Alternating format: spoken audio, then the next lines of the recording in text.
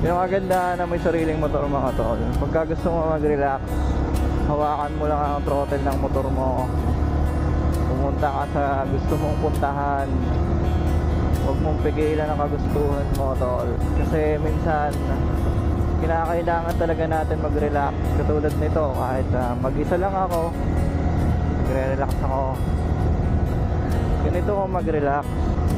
Kung hindi mo naman trip talaga magmotor, alam mo naman siguro sa sarili mo kung ano yung makakapagpa-relax sa'yo. Punta ka sa beach, punta ka sa rest house mo, punta ka sa bukid, or kung gusto mo naman mag-hiking ka, bahala ka tol. Huwag puro trabaho. Oo, sabihin natin na masaya ka, may pera ka, pero hindi pera yung tunay na pagpasaya sa'yo tol. Kumbaga ang pera, instrumento lang yan tol. Maniwala ka sa akin, kayang-kaya mong pasayain ang sarili mo kahit mag-isa ka lang.